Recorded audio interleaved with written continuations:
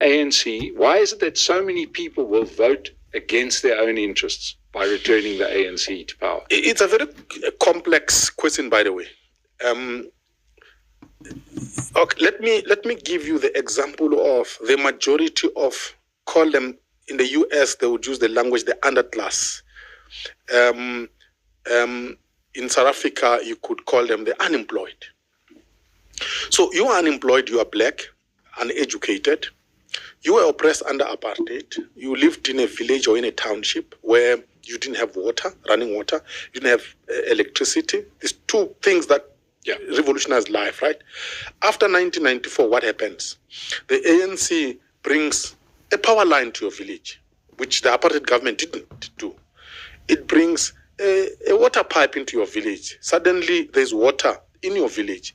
It gives you the third thing, which is an RDP house for free, which the apartheid didn't give you, right? It also, on top of that, gives you a bit of cash into your pocket, which is a grant. These four things. And then you have some opposition party that you see on television that says, don't vote for the ANC. You would be irrational to listen to the opposition party because the opposition party hasn't given you these four things. So the ANC has given the majority of poor black people things that are tangible. And we generally don't factor those things into our analysis.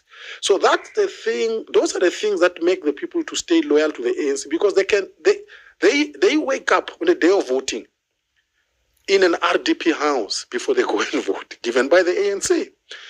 Yes, you could argue that of late there's no electricity anymore, there's load shedding. Yes, but for the longest time they actually enjoyed electricity. So that's the first thing. The second thing is that group of voters are not involved on a daily basis in the kind of discourse that is taking place in urban settings, where we are obsessed with corruption, billions of money stolen, and so forth. I mean, that kind of a voter who is somewhere in the village doesn't know what is a billion rand. They know what is 350 rand vis-a-vis a billion rand. So in the city, we are worried about billions, right? In the village, they're not worried about billions. They're looking at what they've gotten. That's what explains why people have stayed loyal to the ANC. In addition to the fact that the ANC is a liberation movement, it has liberated the majority of black South Africans who never had political rights. That's the explanation. But now, that majority has now reached a point where it is beginning to see a different reality, a shift. Because one, they are beginning to run out of water, so the taps have run dry. Two, they are beginning to run out of electricity, so they don't have electricity in their shacks, right?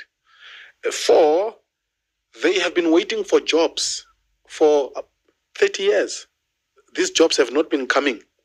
Five, as they drive around, go to town, they can see the infrastructure in their town, their towns